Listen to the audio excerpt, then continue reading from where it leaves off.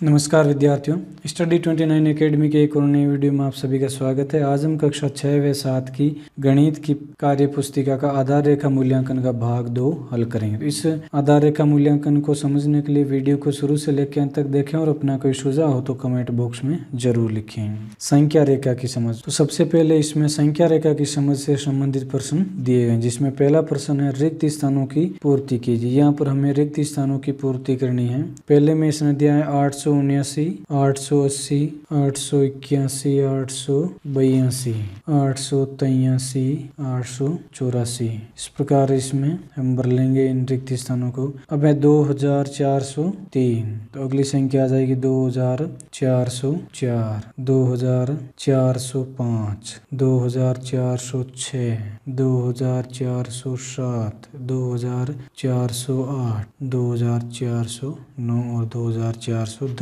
तीसरा है, इसमें एक संख्या रेखा दे रखी है, उसके अनुसार हमें भिन्न संख्या बनानी है। तो यहाँ 0 से 1 के बीच में ये 4 भाग कर रखे हैं और तीसरे भाग को हमें प्रदर्शित करना है। तो ये हो जाएगा 3/4। इस बॉक्स में आ जाएगा 3/4। प्रश्न संख्या 2, पहले में सबसे बड़ी संख्या पर गोला लगाइए। तो इसमें हमें जो सबसे बड़ी संख्या है उस पर गोले लगाने हैं। तो ये दोनों संख्याएं बराबर हो गई और ये संख्या सबसे बड़ी हो जाएगी। बी में है 983, ये संख्या सबसे बड़ी हो जाएगी। दूसरे में आरोही क्रम में लिखिए। आरोही क्रम यानी बढ़ते हुए क्रम में हमें लिखना है। इसमें ए में जो संख्या दे रखी है उसको हम बढ़ते हुए क्रम में लिखते हैं। तो सबसे पहले आ जाएगी 324, उसके बाद आएगी 374, इसके बाद 549, 638, 846 और 946। इनको हम इस प्रकार लिख लेंगे आरोही क्रम में। अब बी में है सबसे छोटी संख्या को पहले लिखें 2463, फिर आएंगे 2856, फिर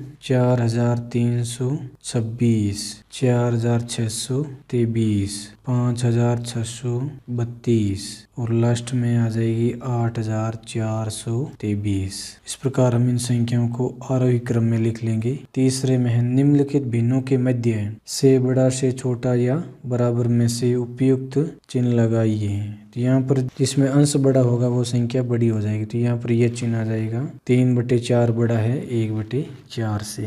अब अगली संख्या 1/5, 3/5। तो इसमें 1/5 छोटा है 3/5 से और ये दोनों संख्याएं बराबर हो जाएगी, क्योंकि 6/8 को जब हम सरल करेंगे 6 में 2 का भाग जाएगा 3 बार और 8 में 2 का भाग जाएगा 4 बार। ये संख्या और ये संख्या बराबर है, यानी ये संख्याएं भी बराबर होगी। प्रश्न संख्या 3, निम्नलिखित संख्याओं को अंकों शब्दों में लिखिए। यानी अंकों में दे रखे थे उसको शब्दों में लिखना है और शब्दों में दे रखे थे उसको अंकों में लिखना है। तो 424, तो ये हो जाएंगे 424। बी में लिखना है हमारे को 8056, तो यहाँ पर लिखेंगे 8056। दूसरे में दी गई संख्याओं में अंक 5 का स्थानीय मान लिखिए। तो यहाँ पर हमें जो संख्या दे रखी है उनमें 5 का स्थानीय मान लिखना है। तो इसमें आ जाएगा इकाई का 5, बी में आ जाएगा 1000 का 5, ये इनके स्थानीय मान आ जाएंगे। तीसरा है 2/5 को संख्या रेखा पर दर्शाएं। तो यहाँ पर आ जाएगा 0 और यहाँ पर आ जाएगा 1। बीच में जो बॉक्स है 1 2 3 4 5 हो गए। अब हमें 2/5 को दर्शाना है। तो ये पहला भाग हो गया और ये दूसरा। यहाँ पर आ जाएंगे 2/5। इस प्रकार हम 2/5 को संख्या रेखा पर दर्शा देंगे। प्रश्न संख्या 4, जिसमें पहला दी गई संख्याओं के विस्तारित रूप लिखिए। तो इन संख्याओं के हमें विस्तारित रूप लिखने, तो ये हो जाएंगे 800 + 40 + 6। उसी प्रकार 2000 + 50 + 6, ये इनके विस्तारित रूप हो गए। दूसरा है अंकों की पुनरावृत्ति किए बिना अंक 5, 6, 0 और 9 से सबसे बड़ी व सबसे छोटी संख्याएं बनाइए। तो पहले हमें सबसे छोटी संख्या बनानी है। तो छोटी संख्या बनानी है तो 5 को पहले ले लेंगे, उसके बाद 0 लिखेंगे, 6 और 9, 5069, ये सबसे छोटी संख्या बन जाएगी। अब सबसे बड़ी संख्या बनानी, तो सबसे बड़ी संख्या को पहले ले लेंगे, उसके बाद उससे छोटी, उसके बाद उससे छोटी और लास्ट में 0 आ जाएगा। 9650, ये 5, 6, 0 और 9 से सबसे बड़ी संख्या बनेगी। तीसरा प्रश्न, चित्रों के छायांकित भागों को देखकर भिन्न रूप में निरूपित कीजिए। तो यहाँ पर आकृति को 4 भागों में बांटा गया है। तो हर में आ जाएगा 4, अंश में 1 भाग छायांकित है तो 1/4 ये इसका भिन्न रूप हो जाएगा। बी में कुल 8 भाग कर रखे हैं तो हर में आ जाएंगे 8 और अंश में 4 भाग रंगे हुए हैं। 4/8 ये इसका भिन्न आ जाएगा। अब इस भिन्न को आप अगर सरल रूप में और लिखोगे तो ये 1/2 हो जाएगा, लेकिन आपका ये उत्तर भी सही होगा 4/8। अब संक्रियाओं की समझ से संबंधित प्रश्न दिए हैं तो 5वां प्रश्न है हल कीजिए। तो पहले में हमें जोड़ करनी है। तो 9 और 7 को जोड़ा 16 का 6 हासिल लग जाएगी 1। 8 और 4 12 और 1 हासिल का 13 का 3 हासिल लग जाएगी 1। 3 और 6 9 और 1 हासिल का 10 1036 इसका योगफल आ जाएगा। दूसरे में बाकी करने में तो 9 में से 3 घटाए 6 में से 4 घटाए 2 5 में से 2 घटाए 3 326 इसका हल आ जाएगा। तीसरे में गुणा करना है तो 9 चौक 36 का 6 हासिल लग जाएगी 3 9 2 18 और 3 हासिल के 21 216 इसका हल आ जाएगा। छठा प्रश्न है रिक्त स्थानों की पूर्ति कीजिए। यहाँ पर हमें रिक्त स्थान दे रखे उनको भरना है संक्रियाओं को समझते हुए। तो पहले में 889 प्लस 247 इनको जोड़ेंगे तो 9 और 7 16 का 6 हासिल लग जाएगी 1। 8 और 4 12 और 1 हासिल का 13 हासिल लग जाएगी 1। 8 और 2 10 और 1 हासिल का 11 1136 इसका हल आ जाएगा। दूसरे में 421 प्लस रिक्त स्थान बराबर 946।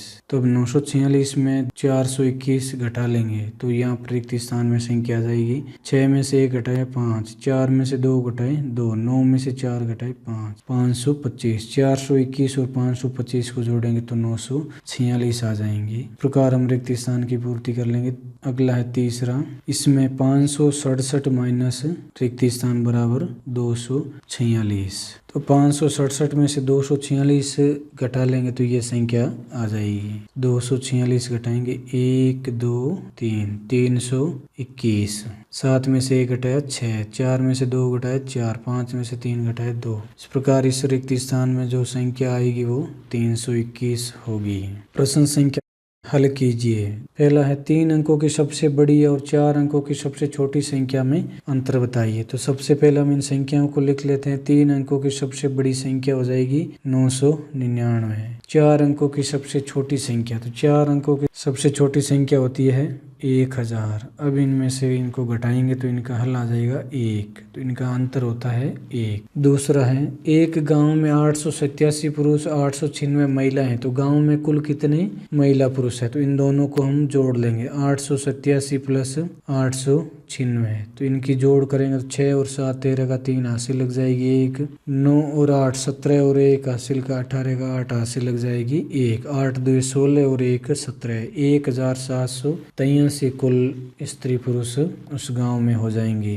तीसरा प्रश्न 5 पेन 25 रुपए के आते हैं, तो बताइए 10 पेन कितने रुपए के आएंगे। 5 पेन के 25 रुपए लग रहे हैं तो 1 पेन के 5 रुपए लगेंगे। फिर यहाँ पर आप लिख भी सकते हो 5 पेन के 25 रुपए लगते हैं तो 1 पेन का मूल्य बराबर 5 रुपए, तो 10 पेन का मूल्य बराबर 5 × 10 बराबर 50 रुपए। इसका उत्तर आ जाएगा 50 रुपए। अगर आप विस्तृत रूप से लिखना चाह रहे तो यहाँ से लेकर पूरा वाक्य लिख दोगे, नहीं तो सिर्फ इसका उत्तर जो है 50 रुपए वो लिख सकते हो आप। 8वां प्रश्न हल कीजिए। पहले में 48 में 6 का भाग देना है, तो 48 में 6 का भाग जाएगा 8 बार। दूसरे में 3/4 की तुल्य भिन्न बनाइए। तो तुल्य भिन्न का मतलब होता है जिस संख्या का हम हर में गुणा करेंगे या भाग देंगे उसी का हमें अंश में गुणा या भाग करना होता है। 3 को गुणा करेंगे 2 से तो 6 हो जाएंगे, 4 को 2 से गुणा करेंगे तो 8 हो जाएगा। उसी प्रकार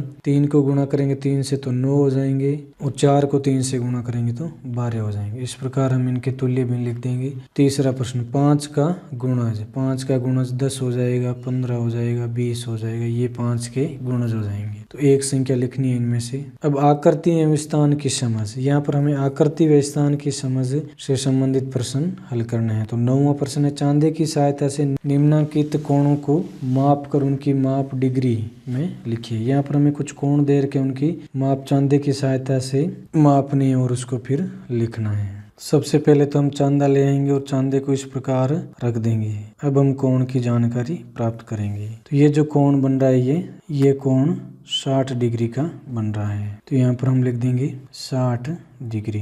अब अगला कोण है, ये देख लेते हैं कितने डिग्री का है। तो अगला कोण जब आप ध्यान से देखोगे तो ये कोण 90 डिग्री का बन रहा है। तो इसको लिख लेते हैं, इसको लिख देते हैं 90 डिग्री। और लास्ट वाला जो कोण है वो ये कोण लगभग 120 डिग्री का बन रहा है। तो आपको इस हिसाब से इस प्रकार आप चांदे की सहायता से माप कर ही इनके कोण लिखने हैं। तो ये कोण 120 डिग्री का बन रहा है, लगभग 1-2 डिग्री कम है। तो हो सकता है आप अगर सही इसको किताब में नापेंगे तो आपका सही माप आ जाए। 10वां प्रश्न है, दिए गए कोणों को चांदे की सहायता से बनाइए। तो यहाँ पर हमें दिए गए कोण को चांदे की सहायता से बनाना है। पहला कोण हमें बनाना है 60 डिग्री का। तो आप सबसे पहले तो इसे चांदा लेंगे और इसको यहाँ व्यवस्थित रख देंगे। फिर 60 डिग्री जहाँ पर आ रहा है वहाँ पर एक चिन्ह लगा देंगे और फिर स्केल या पेंसिल की सहायता से एक रेखा खींच देंगे इसे। तो ये आपका जो कोण बनेगा वो 60 डिग्री का कोण बन जाएगा। ये 60 डिग्री का कोण। अब 75 डिग्री का कोण बनाना है। तो यहाँ पर हम चांदा रखेंगे सबसे पहले। तो अब देखेंगे 75 डिग्री कहाँ आ रहा है। तो 70 और 80 के बीच में यहाँ पर ये 75 डिग्री आ रहा है। इस जगह पर ये 75 डिग्री आ रहा है। तो इसको चिन्ह लगा लेंगे। फिर पेंसिल और स्केल की सहायता से एक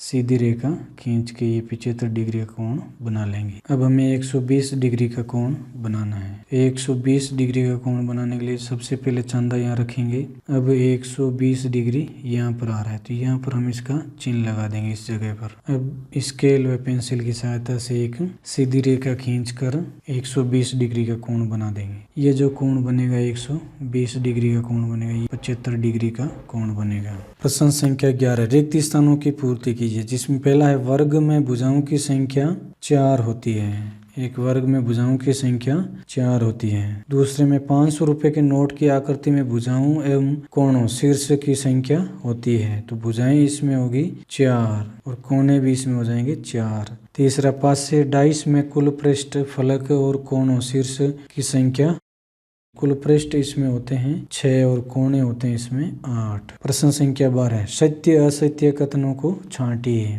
पहला है, वह कोण जो दो समकोण के बराबर होता है सरल कोण होता है। तो सरल कोण 180 डिग्री का होता है और समकोण का माप होता है 90 डिग्री। और 90 और 90 को जोड़ेंगे तो 180 डिग्री होता है। तो ये कथन सत्य हो जाएगा। दूसरा है, समकोण की माप 90 डिग्री से अधिक होती है। तो ये कथन असत्य हो जाएगी, क्योंकि समकोण की माप 90 डिग्री ही होती है, न कि उससे अधिक। तीसरा, अधिक कोण एक समकोण के बराबर होता है। तो ये कथन भी असत्य हो जाएगा, क्योंकि अधिक कोण है वो समकोण से बड़ा होता है। अब हम मापन की समझ के प्रश्न हल करेंगे, जिसमें 13वां प्रश्न है, रिक्त स्थानों की पूर्ति कीजिए। जिसमें पहला है 5 किलोग्राम। तो 1 किलोग्राम में 1000 ग्राम होते हैं। तो 5 किलोग्राम में 5000 ग्राम हो जाएंगे। उसी प्रकार दूसरा है 6250 ग्राम।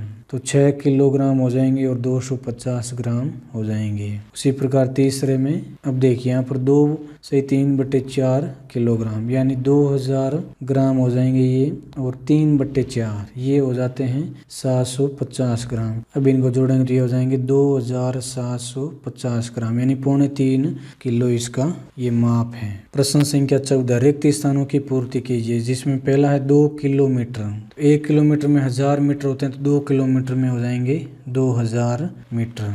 दूसरा है 1111 मिलीमीटर। इसको सेंटीमीटर और मिलीमीटर में बदलना है। तो इसका हल हो जाएगा 111 सेंटीमीटर 1 मिलीमीटर, क्योंकि 1 सेंटीमीटर में 10 मिलीमीटर होते हैं। तो इसमें 10 का भाग देंगे हम, तो 111 सेंटीमीटर आ जाएंगे और 1 मिलीमीटर ये माप आ जाएगी। तीसरा, 2.25 मीटर। 2.25 मीटर में कितने मिलीमीटर होंगे ये हमें बताना है। तो 1 मीटर में 100 सेंटीमीटर होते हैं और मिलीमीटर हो जाएंगे 1000। तो 2 मीटर में 2000 मिलीमीटर और 1.25 के हो जाएंगे 250। 2250 मिलीमीटर इसका हल आ जाएगा। प्रश्न संख्या 15, रिक्त स्थानों की पूर्ति कीजिए। पहला है 4 घंटे, जिसको मिनट में बदलना है। तो 4 को 60 से गुणा करेंगे 240 मिनट आ जाएंगे। दूसरा है 160 सेकंड, इसको मिनट और सेकंड में बदलना है। तो 160 में हम 60 का भाग देंगे। जब हम 60 का भाग देंगे तो 6 2 12 2 मिनट और 40 सेकंड, ये इसका हल हो जाएगा। तीसरा, 2.25 घंटे में मिनट कितने होते? 1 घंटे में 60 और 1.25 घंटे 45, ये हो जाएंगे 105 मिनट। 16वां प्रश्न है, नीचे दी गई आकृतियों का परिमाप ज्ञात कीजिए। यहाँ पर हमें कुछ आकृतियां दे रखी हैं, उनके परिमाप ज्ञात करना है। तो परिमाप ज्ञात करने में हम जो भी भुजाएं होती हैं उनका योग कर लेते हैं। तो इसमें पहला एक वर्ग दे रखा है जिसकी भुजा की माप है 3.5। तो वर्ग में चारों भुजाएं समान होती है, तो 3.5 को हम 4 से गुणा कर लेंगे। तो 4 से जब हम गुणा करेंगे तो इनका परिमाप आ जाएगा 14 सेंटीमीटर। अब दूसरे में दे रखा है एक आयत जिसकी लंबाई है 4.5 सेंटीमीटर और चौड़ाई है 2.5। तो लंबाई और चौड़ाई को जोड़कर 2 से गुणा कर लेंगे। तो 4.5 और 2.5 को जोड़ा, ये हो जाएंगे 7, और 7 को 2 से गुणा किया 14 सेंटीमीटर। दूसरी आकृति का परिमाप भी आ गया 14 सेंटीमीटर। अब तीसरी आकृति है 6 भुजाओं की षटभुज, यानी 5 सेंटीमीटर की 6 भुजाएं। तो 5 को 6 से गुणा करेंगे, ये आ जाएंगे 30 सेंटीमीटर। ये इसका परिमाप हो जाएगा।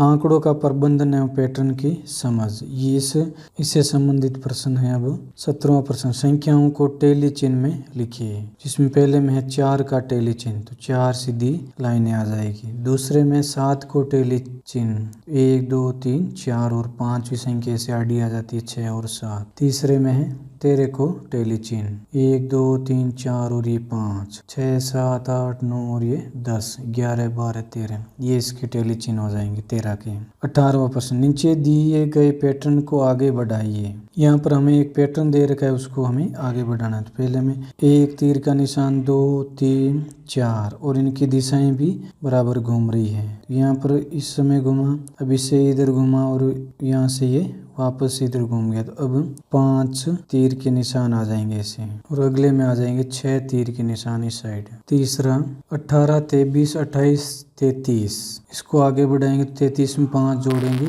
38, और फिर 38 में 5 जोड़ेंगे 43। तीसरे में 8 का गुण हो जाए, 8 2 16, 8 3 24, 8 चौक 32, 8 पंजे 40, 8 छके 48। इस प्रकार इन रिक्त स्थानों को भर देंगे पैटर्न के अनुसार। 19वां प्रश्न, पैटर्न पहचान कर खाली स्थान भरिए। तो यहाँ पर 2 और 4 को जोड़ के 6 लिखा है, 6 और 8 को जोड़ के 14 लिखा है। तो 4 और 6 को जोड़ेंगे, ये हो जाएंगे 10, यहाँ पर 10 आ जाएंगे रिक्त स्थान में। 6 और 10 को जोड़ा 16, 10 और 14 को जोड़ा 24, 16 और 24 को जोड़ा 40। इस प्रकार हम इस पैटर्न को भर लेंगे खाली स्थानों को। दूसरे में है 5 और 3 को जोड़ा 8, 9 और 7 को जोड़ेंगे 16 हो जाएंगे। अब 7 और 3 को जोड़ा 10, 8 और 10 को जोड़ा 18, 10 और 16 को जोड़ा 26, 26 और 18 को जोड़ेंगे हम, तो ये हो जाएंगे 44। अब तीसरी आकृति में पैटर्न देखेंगे। 3 और 4 को गुणा करने पर 12 आएंगे। उसी प्रकार 2 और 3 को गुणा करेंगे 6, 4 और 5 को गुणा करेंगे 20। अब 12 को 6 से गुणा किया 72 72, और 12 को 20 से गुणा किया 240। अब 72 को 240 से गुणा करेंगे तो इनका गुणनफल आ जाएगा 12,280। ये इसमें हम भर देंगे। प्रश्न संख्या 20, दूध का व्यवसाय करने वाले कुछ परिवारों में पालतू पशुओं की संख्या निम्न प्रकार है। तो यहाँ पर पालतू पशुओं की जो संख्या है वो दी गई है, जिसमें उसके बाद पहला इसने प्रश्न दिया, इन आंकड़ों को नीचे दी गई सारणी में प्रदर्शित कीजिए। तो 2 पशुओं की संख्या वाले परिवार 1 2 3 4, तो यहाँ टेली मार्क आ जाएंगे 4 और संख्या आ जाएगी 4। 3 1 2 3 बार, तो ये टेली मार्क आ जाएंगे 3, और यहाँ पर संख्या आ जाएगी 3। 4 1 2 3, तो इसके टेली मार्क भी आ जाएंगे 3, और यहाँ पर संख्या में लिख देंगे 3। 5 1 2 3, 5 भी 3 बार आए तो यहाँ पर लिख देंगे 3। 1 2, 6 2 बार आए तो 2 टेली चिन्ह हो जाएंगे, संख्या हो जाएगी 2। दूसरा इसमें प्रश्न है, 2 पशु वाले परिवारों की संख्या कितनी है। तो 2 पशु वाले परिवारों की संख्या है 4, इसका उत्तर हो जाएगा 4 परिवार। तीसरा, 5 से कम पशु रखने वाले परिवारों की कुल संख्या कितनी है। तो यहाँ पर हम देख लेंगे 5 से कम संख्या वाले पशु। अब इनके परिवारों की संख्या 4 3 और 3 को जोड़ेंगे, 4 3 7 और 7 में 3 जोड़े 10, तो 10 परिवार ऐसे हैं जो 5 से कम पशु रखते हैं। इस प्रकार इस वीडियो में हमने आधार रेखा मूल्यांकन भाग 2 हल किया। अगले वीडियो में हम अगला कार्यपत्रक हल करेंगे। वीडियो अगर उपयोगी लगा हो तो इसको लाइक करें और अपने दोस्तों में शेयर करें। चैनल पर पहली बार आए तो चैनल को सब्सक्राइब कर लें ताकि आने वाले वीडियो के नोटिफिकेशन आपको समय पर मिल सकें। वीडियो को पूरा देखने के लिए आपका बहुत बहुत धन्यवाद।